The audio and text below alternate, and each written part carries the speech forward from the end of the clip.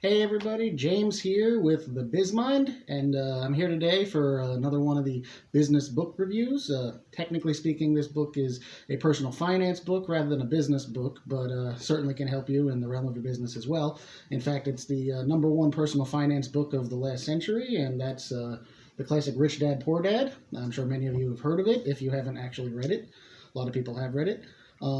Really good book. It has some controversy in it, of course, because pretty much every great book has some controversy.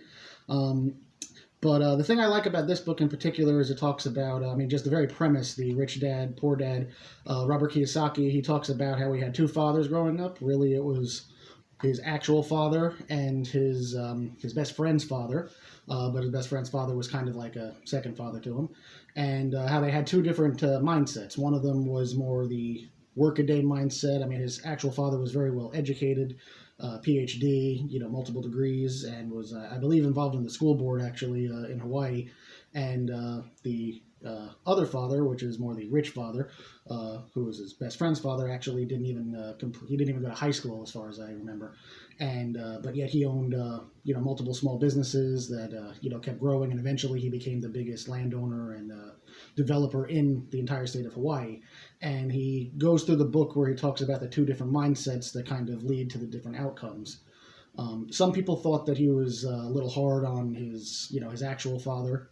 I don't really think he was. I think he was kind of neutral about it and just talking about how the mindsets that his father actually had, developed the outcomes that he ended up having, which was usually that no matter how much he kept making and promotions he would get, any raises he would get, he was kind of always behind on the bills, and then he would just want the school board to give him another raise, or he would want a better contract to kind of get him out of what was really his personal trouble. Whereas the rich dad instead would just figure out ways to make more money and keep the businesses growing. So there was some controversy about that. Another thing is he made the famous claim about that really pissed off a lot of people, where he said that your house is not an asset but actually a liability. And I think a lot of people kind of misunderstood that because, they always, the housing markets and all that stuff, the banks, they always want to tell you, your house is your biggest asset. It's your most personal thing. You build up your equity in it.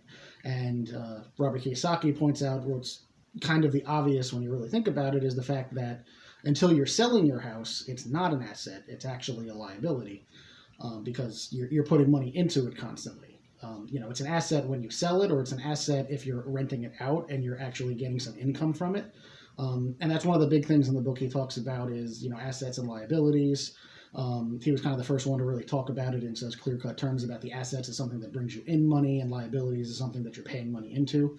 A liability can turn into an asset. He didn't really go into that so much in the book, but that's one thing if you're paying attention you could take out of it. Like your house can be an asset, or it could be a liability. Same thing like if you own a boat, or you own a yacht, or if you own horses. These things that you kind of sink money into.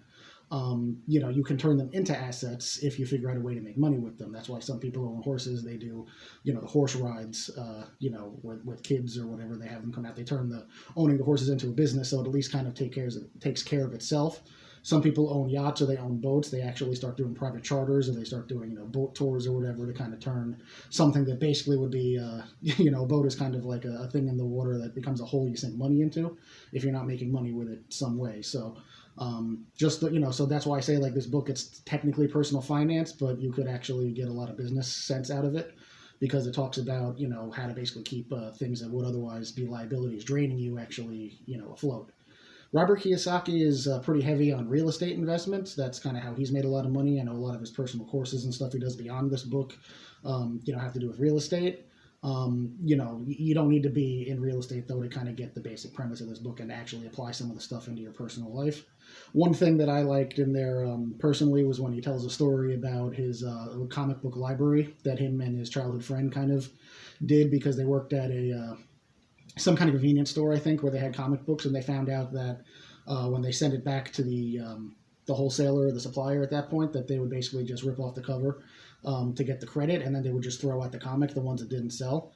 And so they kind of made a deal with the owner there that hey, if you're throwing these out anyway, can we take these? And the owner's like, sure, you could take them as long as you don't actually sell them to anybody, because they had like the deal with the wholesaler.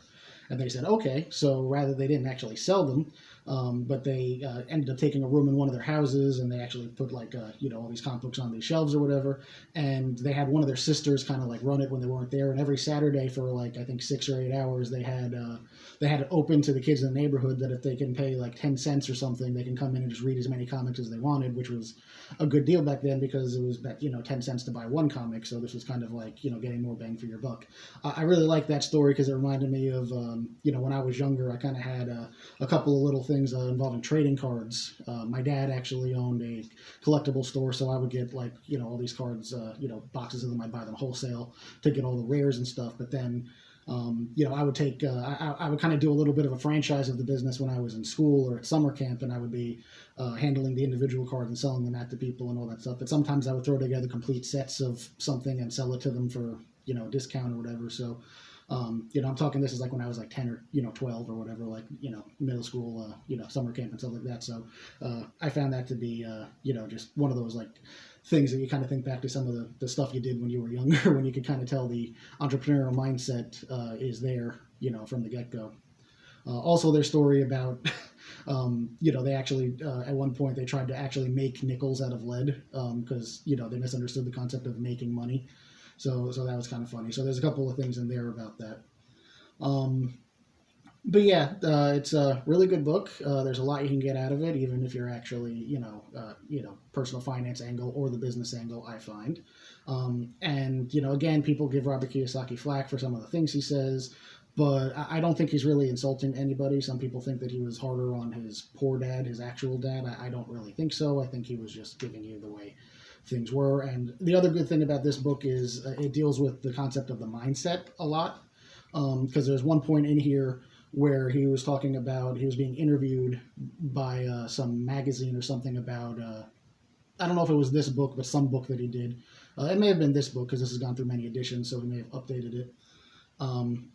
But at one point he talks about, he was being interviewed as a best-selling author, and there was, the person was like, going through the article, or whatever, after she had done writing the article, she was asking him about how did he sell, this much, because she was a writer also, and he pointed out that it was, he was listed as best-selling author, not best author, because it was all about marketing or whatever, and apparently she took a lot of offense to this because he told her that she was one skill away from being a bestseller, probably because she was, he said that you're a much better writer than I am, and if you just learned how to sell, you would do a lot better. And she got insulted and hung up on this and apparently stormed out.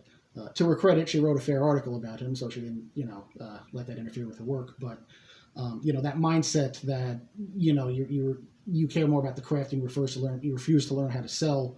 And just a lot of these things that kind of personally hold you back, and how mindset really dictates outcome in a lot of cases. The rest is just tactics and skills. So yeah, there's a lot of good stuff in this book. I definitely would recommend picking up a copy and reading it. It's not even that expensive of a book. I mean, in most cases, it's like, I think it's, let's see, $7.99 USD on this. So definitely worth the $8 to take a look at it and kind of get the wisdom of the number one personal finance book of, it may actually be all time, but it's definitely this century. So, well, that's what I have on Rich Dad, Poor Dad for today. We'll see you next time for another business book review. Take care.